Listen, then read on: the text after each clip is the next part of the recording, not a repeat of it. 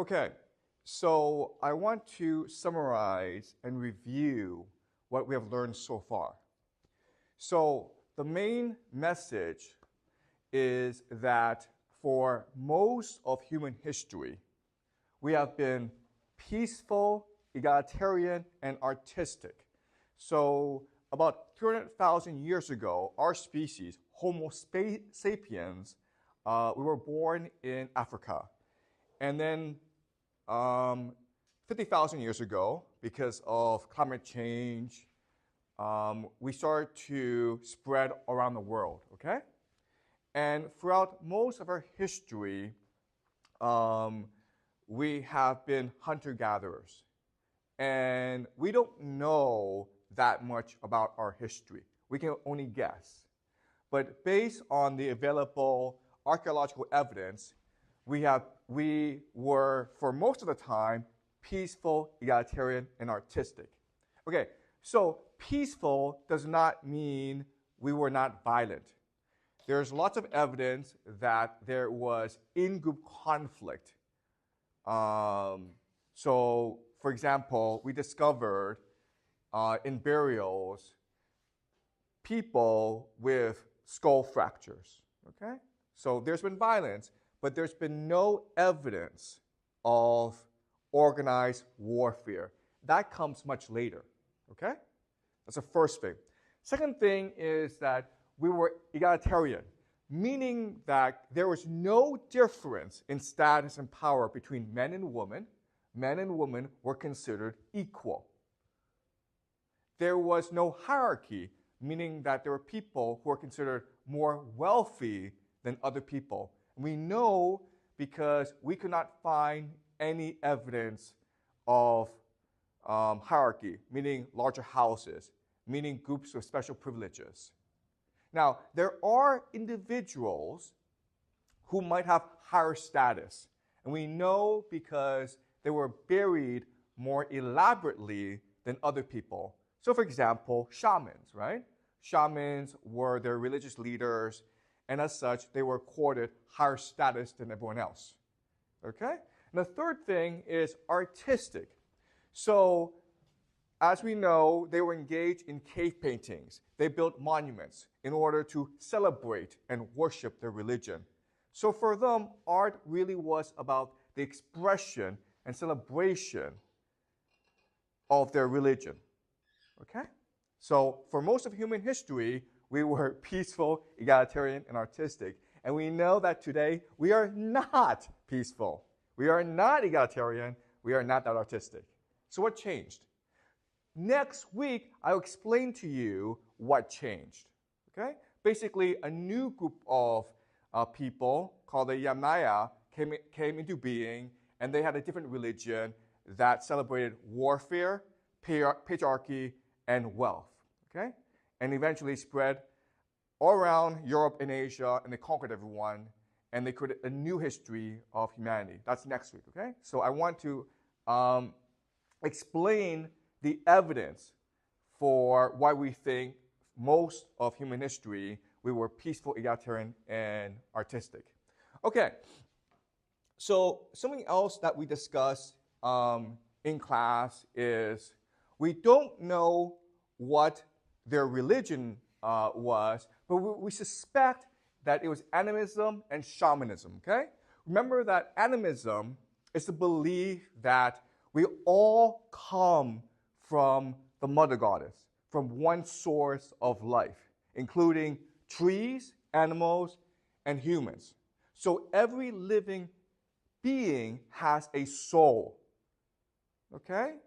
And the other thing is that the soul is permanent. You can never kill it, okay? The body and the soul are different. So it doesn't really matter if you die because your soul will go somewhere else and maybe come back. Okay, so death was not a big deal. And the third thing is that there's a spirit world or another world which is more real than our world. Okay? Our world is just a manifestation, a physical manifestation of the spirit world. But what matters is the spirit world. And the last thing is that there's an order to the universe. We have a part to play. So, for example, we can kill animals to feed ourselves, but we must pay tribute to these animals before and after we kill them in order to maintain the harmony of the universe. Okay? So that's what we believe the religion of early humans were everywhere in the world, okay? Including in China, including in Europe. This is Göbekli Tepe, and you can see that this is a T-pillar, and it's meant to represent a human. And inside the T-pillar is an animal. So basically, the T-pillar represents the manifestation of the animal spirit in us. And we believe that this is a religious festival that they would have before they went hunting. And the evidence for this is that at this site, we found a lot of animal bones. Okay? So does that make sense, guys? All right. So again, this is all just review. This religion goes back a long time, okay? So this is 40,000 years ago. We found this small figurine, okay? It's a very small figurine in a cave in Germany. And this dates back to 40,000 years ago, okay? So remember, 50,000 years ago, we started to leave Africa and venture into Europe and around the world, okay? So this goes back to the beginning, the dawn of humanity. This is a flute, okay, that goes back to the same time. So at the beginning of humanity, we were religious. We celebrated our religion through music and through art and through shamanism. Okay? Does that make sense, guys? Yes? It's a figurine. It's a doll. Okay? So they believe that these dolls have religious qualities, right? Okay, does that make sense? It's like paintings. Okay? So remember, like they also have these cave paintings where they're celebrating the mother goddess, and they're celebrating the fact that life is a circle. After you kill the animals, their soul goes back into the spirit world, and then through proper tribute and worship, you can bring them back into this world, okay? Okay, this is a shaman dressed as an animal, okay? So now the question then is, okay, if we cannot go back in time and observe their religion, how do we know what their religion is? And the answer is, we have a field of study called anthropology, okay? Anthropology. Anthropology is a study of other cultures. And if our theory is right, then we should be able to find other cultures that are still alive today that practice this religion. And what we've discovered is that if you go to places in the jungle, in South America and in Africa, in Australia, they do practice this religion. Okay? So understanding the religion gives us tremendous insight into the thinking and religion of early humans. And that's what we will do today, okay? To truly understand what early humans thought and how they understood the world. Okay? Does that make sense, guys? All right. So the first passage we're going to look at is from a book called The Wayfinders by Wade Davis. Okay, this is a great book. If you guys ever have a chance, please read this book. Okay, it's extremely well written. Wade Davis, he's an anthropologist, Canadian, and this recently came out. Okay, so he spent a lot of time traveling around the world to explore and to understand indigenous peoples, people who are native to the land, and they've been there for a long, long time. So this is what he says about a tribe in the Amazon forest, okay? In the beginning, before the creation of seasons, before the ancestral mother, Romi Kumu, woman shaman, opened her womb, before her blood and breast milk gave rise to rivers, and her ribs to the mountain ridges of the world, there was only chaos in the universe. Spirits and demons, known as He, preyed on their own kindred, bred without thought, committed incest without consequence, devoured their own young. Roman Kumu responded by destroying the world with fire and floods. Then, just as a mother turns over a warm slab of maniac bread on the griddle, she turned the inundated and charred world upside down, creating a flat and empty template from which life could emerge once again. As woman shaman, she then gave birth to a new world, land, water, forest, and animals, okay? So this is what we call a creation myth. And every single civilization, every single people have a creation myth. So let me ask you this question, okay? Why? Why do you need a creation myth? What's this creation myth doing? What does it explain? Okay, how the world forms, okay? But it does something much more important than that, which is what? Excuse me? Who are we? Where we come from? Yes. But it's something, yes, it explains all that. Who we are, where we come from, okay? That's what all creation myths do. What else is this myth doing, which is very important for us?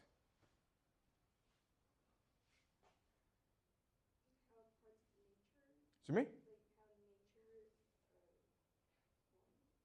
Okay, so it's telling us how the universe was formed, okay? What is in here that's very important and which is important for society to function well?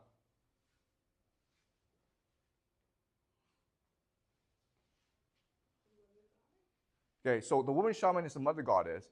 But what's in this paragraph that's very important in order for society to function? What do you need for society to function? You need rules and laws, right?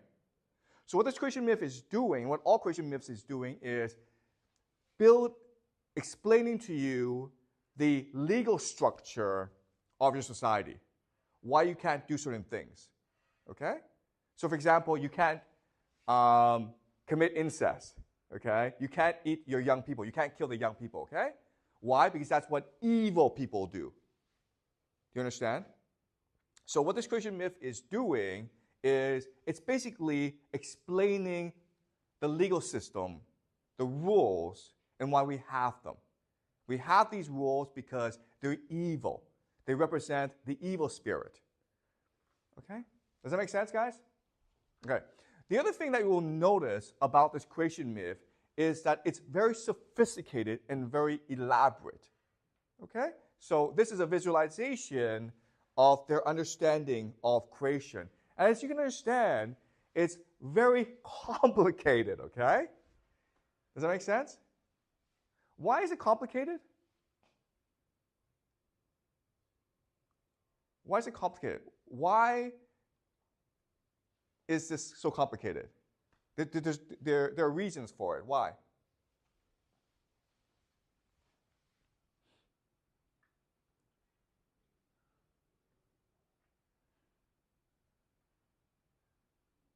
Okay, so one thing that you will learn in this class is that what's really important is for you to believe that your religion is correct, okay? It is as correct as science. And what makes people believe that your religion is correct, you have to accomplish three things, okay? The first is grandness, meaning that it is huge, okay? It's vast. And as you can see, this is a vast religion, a vast cosmology of how things started. So grandness is very important. Then you need completeness. And the idea of completeness is that everything that you see in the world must be explained in this cosmology, okay? So what this is doing is explaining to you how everything started, okay? Where everything comes from. So completeness is important. The last thing is unity, meaning that there's a beginning and there's an end, Okay? And as you can see, there's a beginning and then there's an end. Okay? So this is something that we will learn in this class as we explore other religions, including Judaism and Christianity, where for a religion to be powerful, for it to be authoritative, you need these three ideas: grandness, completeness, and unity. Okay? Does that make sense? All right, let's keep on going. All right. So, thus, for the people living today in the forests of the Paraparana, okay, this is the Amazon forest, the entire natural world is saturated with meaning and cosmological significance, okay? They feel that everything around them has life, and it's all connected. It's one unified whole, okay? Every rock and waterfall embodies a story. Plants and animals are but distinct physical manifestations of the same essential spiritual essence. Okay? We all come from the woman shaman. We all come from the mother goddess. Therefore, we all have the spark of life in us. And therefore, we must be respected, okay? The plants and the animals all must be respected as much as we are respected. At the same time, everything is more than it appears, for the visible world is only one level of perception. Behind every tangible form, tangible means concrete, physical, okay? Every plant and animal is a shadow dimension, a place invisible to ordinary people, but visible to the shaman. So in other words, our world is a world we can see. But there are other worlds, the shadow dimension, which is more real, which captures our essence, where the soul resides, okay? That's more real. And it's the job of the shaman to see and communicate with this world. This is a realm of the He spirits, a world of deified ancestors where rocks and rivers are alive. Plants and animals are human beings, sap and blood, the bodily fluids of the primordial river of the Anaconda. Hidden in cataracts, behind the physical veil of waterfalls, in the very center of stones are the great malakas of the He spirit, where everything is beautiful. The shining feathers, the coca, the calabash of tobacco powder, which is in itself the skull and brain of the sun. Okay? Now, reading this, what can we say about their religion? What can we say about their religion that would be surprising to you? Okay, first of all, it's very imaginative, right? It's very imaginative. They have a vivid imagination, okay? The other thing is that it's extremely sophisticated and complex.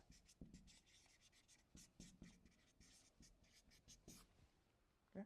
So one major prejudice that we might have of these people is, well, they don't drive cars. They don't have cell phones. Therefore, they must be stupid. But clearly, from our understanding of their religious beliefs, they're actually extremely imaginative and extremely sophisticated. Okay, does that make sense, guys? All right. So this is their shamans in religious practice. Okay? What can we say about this picture? What stands out about this picture?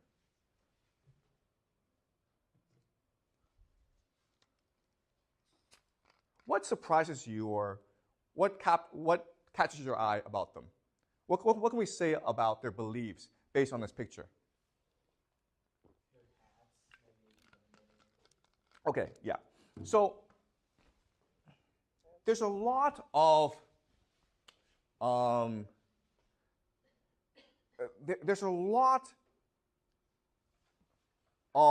thought put into what they wear, right? Okay, so again, sophistication. Their clothing, the way they dress, suggests that this is a very sophisticated religion, okay? It's not like they just put on anything. It's like, it seems they put a lot of care and thought into what they wear, okay? That's the first thing. What's the other thing? What's the other thing? Excuse me? Well, there aren't that many of them. There's 3 of them. But what do you notice about the way they look in their bodies and the way they stand in relation to each other? What do you notice? Yeah?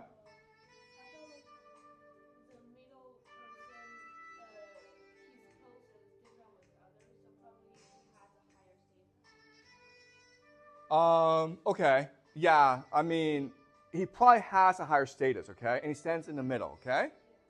What else? Excuse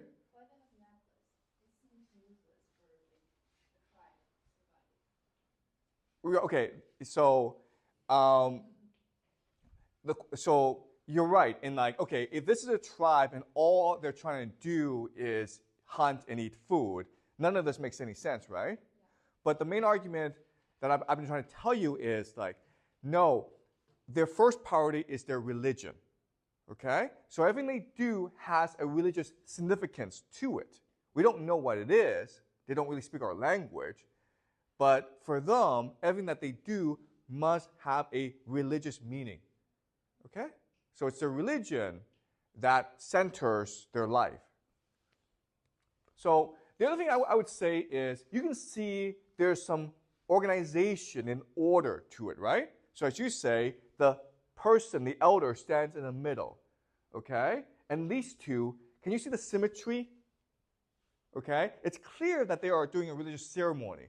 And because of this religious ceremony requires their bodies to be a certain way in relation to each other. It requires them to dress a certain way. It requires them to say certain things, okay? Clearly, they are in prayer of some sort. We call this the idea of ritual. Ritual is just the expression of religion in everyday practice. In other words, their lives are extremely ritualized, meaning what they do every second has a religious meaning and a religious significance. Okay? Does that make sense to you guys? Right? So, for example, you come to school and you think your life is very ordered, right? Because maybe at 8 o'clock you start class. And then when class starts, the teacher takes attendance. Okay? That's all ritual. And then at 8:45, the bell rings, and then you go off and get some water or something, okay? If you want to go to the restroom, you have to raise your hand. This is all what we call ritual. So your lives are extremely ritualized. And the thing about ritual is, behind the ritual, there has to be a belief system. Okay? So for us, the school, we believe the system is set up so that you learn how to do well in life, right? You learn how to be on time. You learn how to respect authority. You learn how to read books, okay? So this society is in exactly the same way where every minute of their lives, there's order and structure to what they do that has meaning and purpose.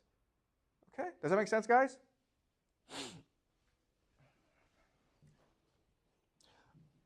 Okay. So, let's talk about their ritual, okay? It's to the realm of the He spirit that the shaman goes in ritual. So the shaman is responsible for entering the world of the demons and negotiating and communicating with them, okay? That's his role. That's why he has his power and authority. Contrary to popular lore in the West, the shaman of the Barasana never uses or manipulates medicinal plants. His duty and sacred task is to move in the timeless realm of the He, embrace the primordial powers, and harness and restore the energy of all creation. He is like a modern engineer who enters the depths of a nuclear reactor to renew the entire cosmic order. Okay? So, if, for example, plants are dying outside, what does this mean? If plants are dying outside, what does this mean? If animals and plants are dying, how can we fix the problem?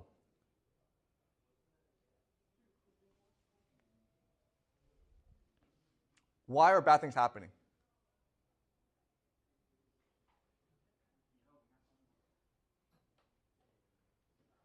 Bad things are happening because the spirits are unhappy. Right? Does that make sense? So therefore, you must go into the spirit world and understand why the spirits aren't unhappy and fix it, okay? And that's the role of the shaman.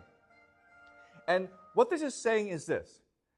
What this is saying is that our world doesn't matter, guys, okay? Our world is insignificant. What matters is the spirit world. Because the spirit world is what controls everything. Okay? Does that make sense, guys? Okay? Among the Parasana, such renewal is a fundamental obligation of the living.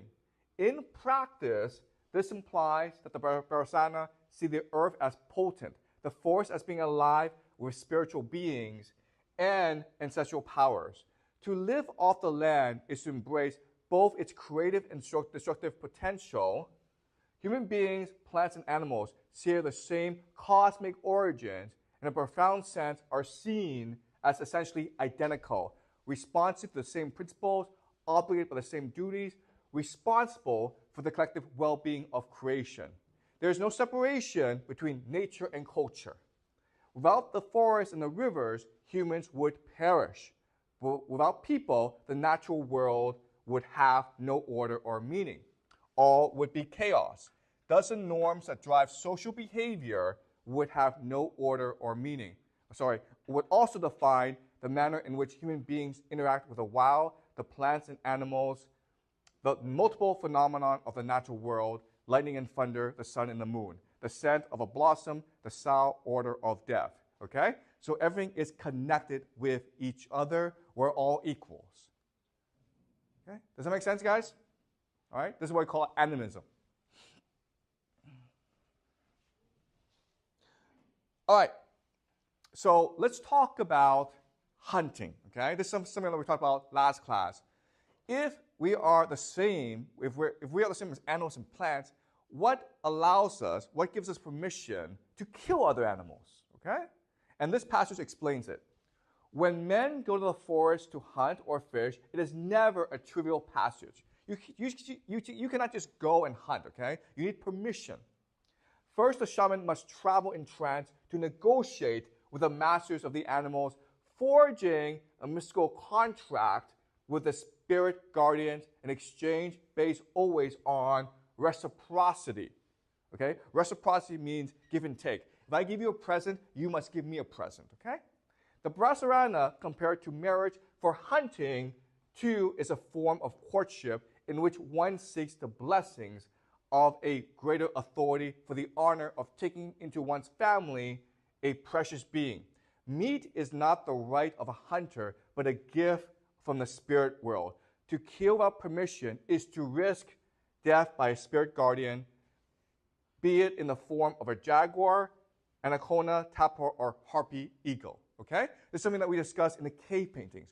Why did they spend so much time painting these animals? And we said this, it's because they're trying to pay tribute to the animals, right? If I kill you, I must thank you for taking your meat to replenish myself, but I also must ask for your forgiveness.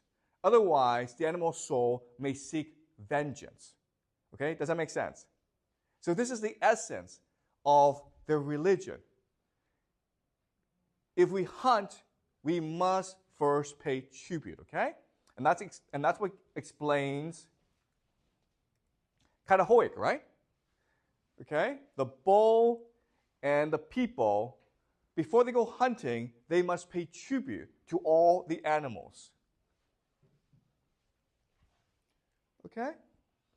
This is true. And you also look at the cave paintings, right? They have all these cave paintings, and what they celebrate is not themselves. What they celebrate are the animals, because it's the animals that give them life, that give them nourishment and meat, okay? Does that make sense?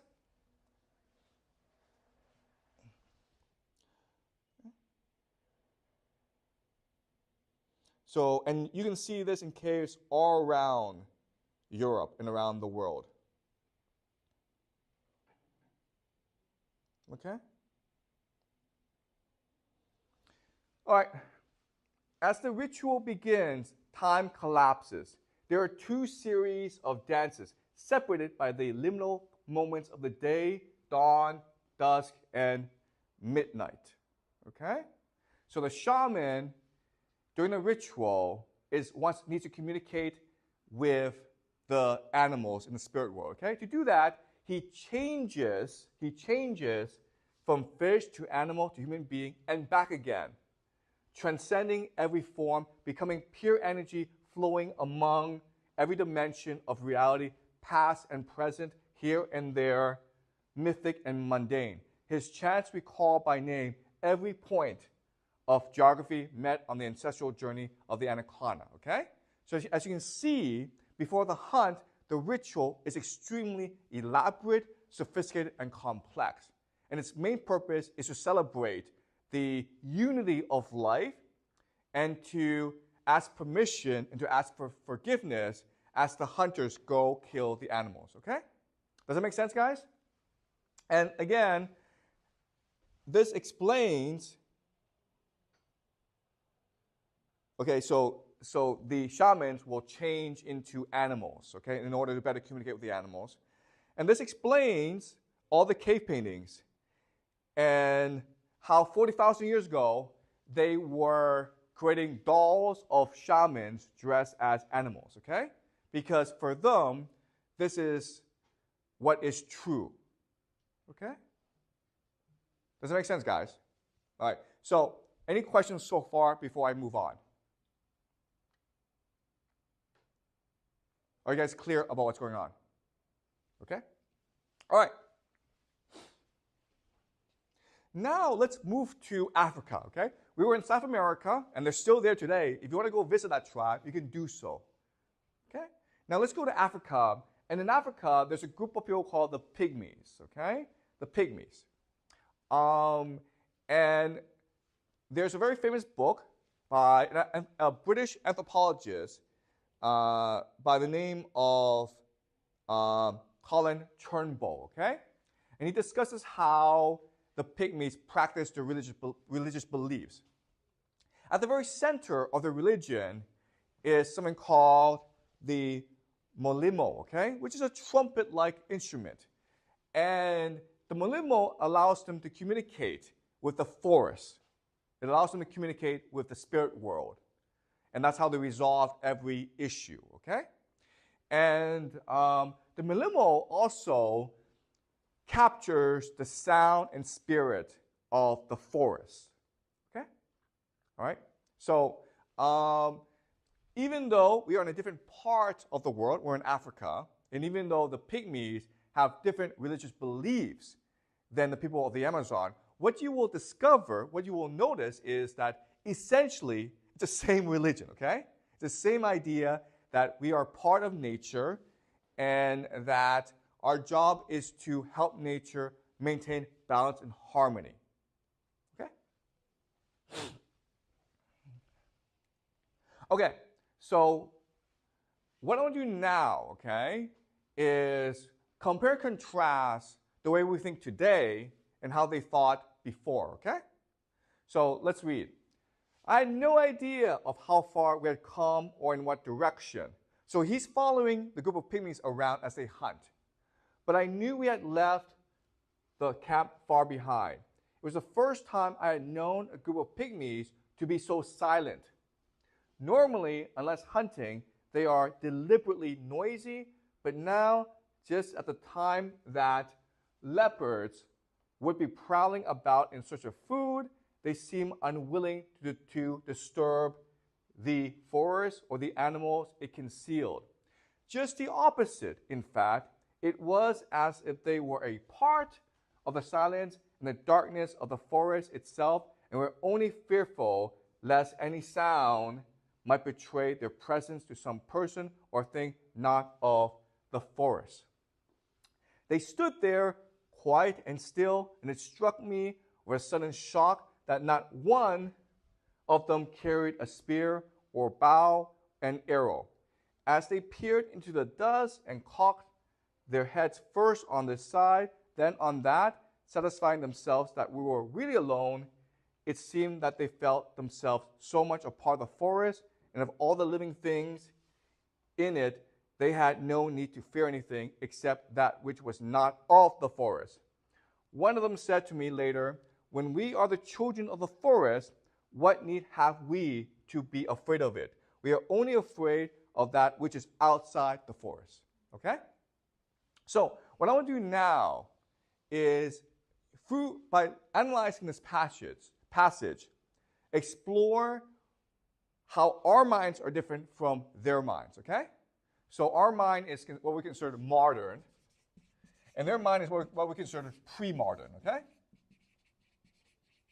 What's the first major difference between the British anthropologist, and how we think and how they think?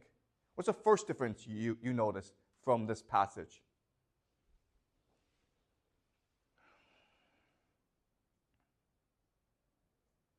Okay, first of all, what is the word that tells us that he doesn't really understand how these people think and behave?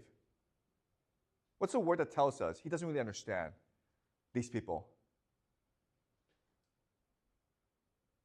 This is actually a great SAT question if you guys plan on taking the SAT, okay? There's a word in this passage that tells us he doesn't really understand how these people think and feel. What's the word?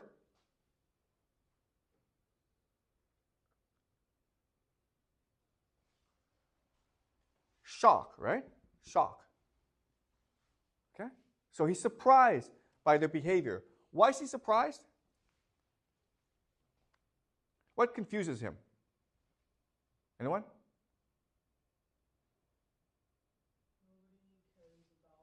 Why? What? Yes, exactly. Okay. Why does that surprise him?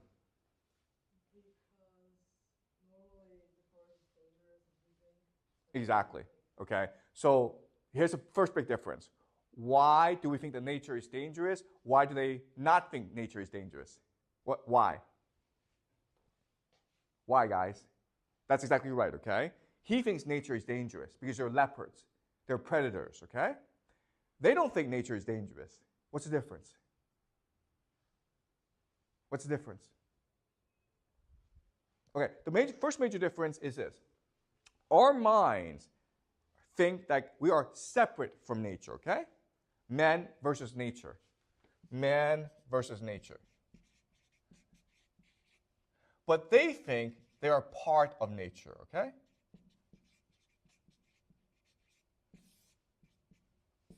So let me ask you this question.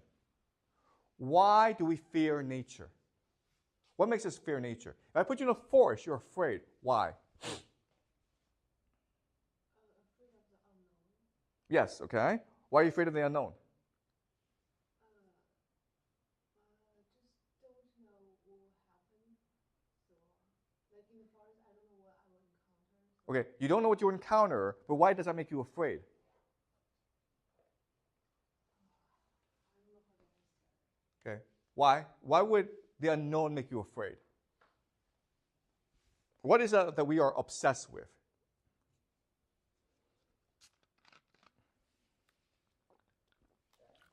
Excuse me? Okay. We're obsessed with control, right? We have to control everything. We want to know something because we want to control it, okay? We like animals in the zoo, right? We do not like animals in the forest. We can control animals in the zoo. We cannot control animals in the forest, okay? So, we're obsessed with control. Why aren't they afraid of nature? What's their attitude? What are the pygmies' attitude? We want to control nature, but they what? Therefore they, okay, the word is trust, right? Trust. They don't have to control nature because they trust nature. They believe the leopards know them and they know the leopards, okay? Does that make sense? Okay. So that's the first major difference between our world and their world. And we've been taught that nature is our enemy, or nature is outside us, whereas they believe that they are part of nature. Okay? Does it make sense, guys? All right, let's move on. All right. So this is about their religious practice, okay? So they have a meal together, and then they sing, or they use the molomo to make noises, and they sing and dance, okay? Everyone ate his fill as and when he pleased, a couple of the older men saying they would wait until the youngsters had finished before they ate. But they did not wait for long. I was told, however, that everyone had to eat, just as no adult male was allowed to sleep, but had to sing while Malomo was singing was in progress. Apparently, one of the greatest crimes that a pygmy can commit, if not the greatest, is to be found asleep when the Malomo is singing. One of the men stood up and miming, as all pygmies love to do, he showed how they used to search for sleeping men, a spear under each arm, and how if they found one, they would spear him in the stomach and kill him completely and forever. I was told that then his body would be buried under the Komolomolomo. Okay, the Komolomolomo is a great fire in which they practice their religion, okay? And nobody would be allowed to mention his death, even to remark on his absence. The woman would be told that the Molomo itself, the great animal of the forest, had carried off one of their number, but like the men, they would ask no questions and would never again mention the missing men. Okay, so in this world, the greatest crime you can commit is not to kill someone, but to sleep during the religion. Can someone explain why that's the case? In this world, okay, the pygmy world, the worst thing you can do is sleep. Why is that the case? Okay, let's just say that we're having a class, and one of you is sleeping, okay? And I get so angry that I want to kill that person. Why would I want to do that? What's my logic? It's disrespectful of what? Your authority. Okay, it's disrespectful of my authority. That is true, but then I just ask a person to leave my class, right? Or I shout at that person. But I want to kill that person. Why? What's happened? Okay. What is a classroom?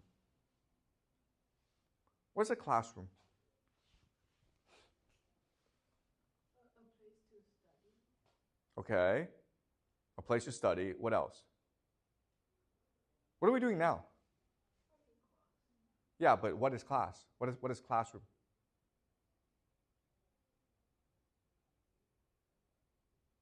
What allows a classroom to exist?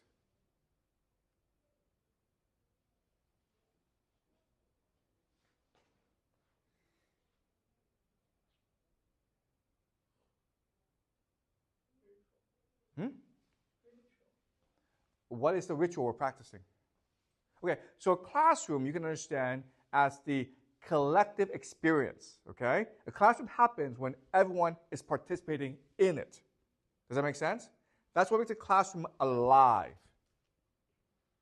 So why would I be angry if one of you is sleeping? Because he or she is not participating. But and why does that matter?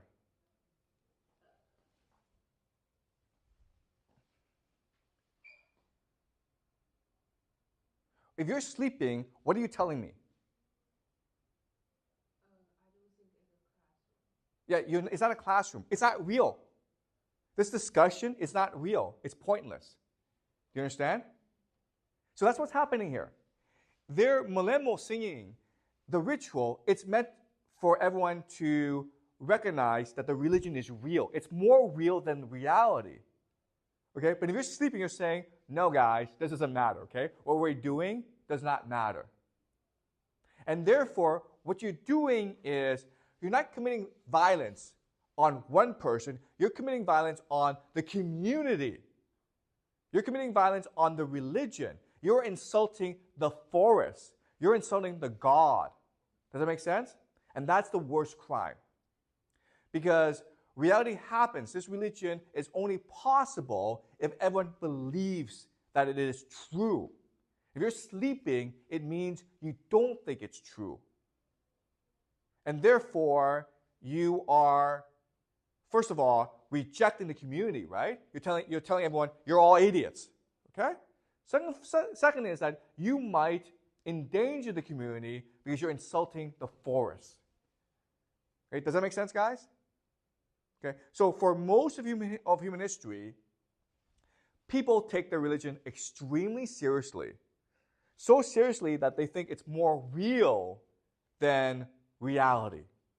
As long as everyone believes in it, it's true. But if someone doesn't believe in it, then we have to kill that person. Because if he doesn't believe in it, then it might cause our religion to die. Okay? Does that make sense? Okay, any questions so far? Any questions? We're all clear, right? Okay? And what I'm trying to show you is the power of religion, okay? How once we have the religious imagination, we can create things that are actually, for us, more real than reality, okay?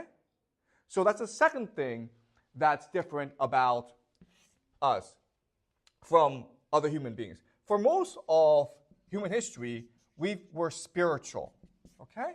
We were spiritual meaning like we believe like the world of the spirits, our soul, it exists, okay? Today, the word we use is materialistic. Materialistic. And the idea of materialistic is this. If we cannot see it, okay, it's not real, okay? God can't be real because we can't find it. The soul can't be real because we can't measure it. Imagination can't be real because we don't know where it comes from. Okay, does that make sense? And obviously, okay, obviously, this idea of materialism is wrong. How can you say the imagination doesn't exist? But unfortunately, we have structured our society around this idea. All of science, okay, when you go to science class, they teach you this, okay? If it's real, you can measure it. You can see it. You can feel it. But for most of human history, we didn't believe that. We thought like, okay, there is a spiritual world, and that matters just as much as reality, okay? In fact, it probably matters more than reality. Okay, so this is making sense, right, guys? Okay.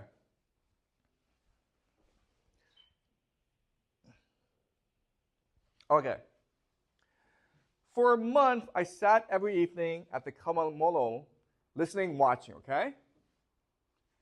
If I still had little idea of what was going on, at least I felt that air of importance and expectancy. Every evening, when the women shut themselves up, pretending that they were afraid to see the animal of the forest, every evening, when the men gathered around the fire, pretending they thought that the woman thought that the drain pipes were animals, every evening, when the trumpet drain pipes imitated leopards and elephants and buffaloes, every evening, when all this make-believe was going on, I felt that something very real and very great was going on beneath it. Something that everyone else took for granted and about which only I was ignorant. Okay, clearly he does not understand these people. What word tells us he does not understand these people? He doesn't know what's going on. Why? What word tells us this? Excuse me? Why say ignorant? There's a word in here that tells us he does not understand these people at all.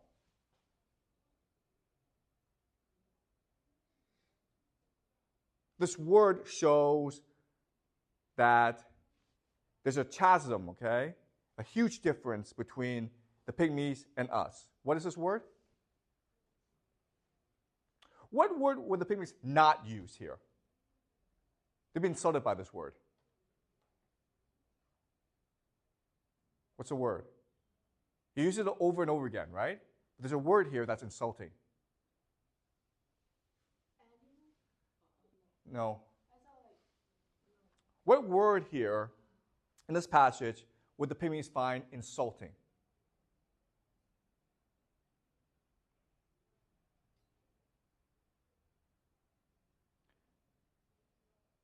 So if another teacher comes in to my class and he says, wow, your class is a lot of fun, I'd be insulted. Why?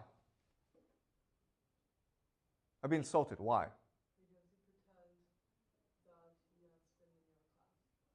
No. Wow, you guys have so much fun in this class. You play a lot. I'd be insulted. Why?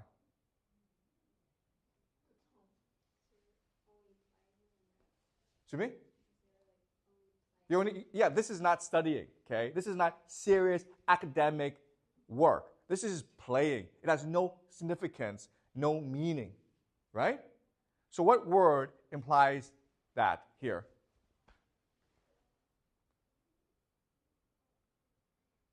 It repeats itself over and over.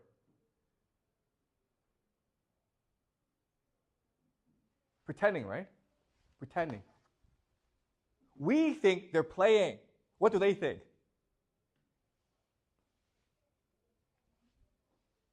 We think they're pretending. We think they're playing. What do they think? They think it's all true. Do you understand? For them, their religion is more true than this world. Okay? That's the power of the human imagination. You can imagine a world, and this world, as long as many of you are imagining it together, it's more true, more powerful, more real than this world. That's the power of religion, okay? What we call the religious imagination. And we'll see this over and over again in human history, okay? Does that make sense, guys? Okay? So we've been taught that, you can't see it, it must be pretending. It must be make-believe. But for most of human history, for most people, this is not playing. This is not pretending. It's true. It's real. It's what allows us to be close to God. Okay? God is real. This world we live in, it's not real. Okay? Does that make sense, guys? All right.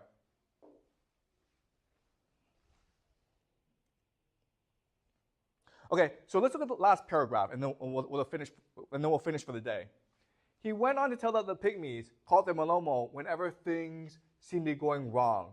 It may be that the hunting is bad, he said, or that someone is ill, or, as now, that someone has died. These are not good things, and we like things to be good. So we call out the Malomo, and it makes them good as they should be, okay?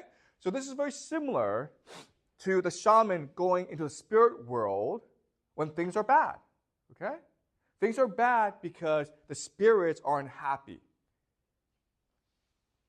Normally, everything goes well in our world, in our forest, but at night when we are sleeping, sometimes things go wrong because we are not awake to stop them from going wrong. Army ants invade the camp, leopards may come in and steal a hunting dog or even a child. If we were awake, these things would not happen.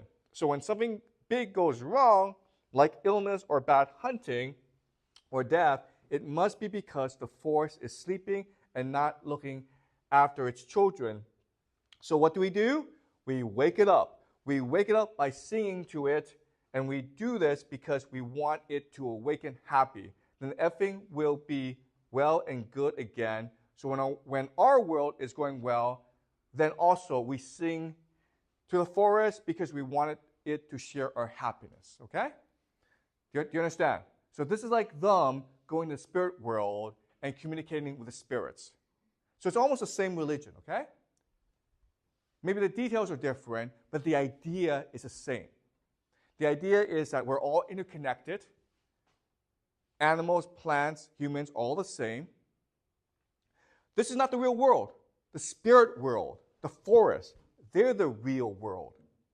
And for us to maintain our health and our happiness and our safety, we must always communicate with this other world and make sure they're happy.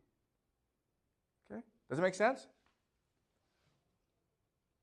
And because of this belief, it means we shouldn't go to war with other people, okay? Because then that causes mayhem and chaos in the spirit world. Our job is to maintain harmony and balance in this world. We're caretakers, okay?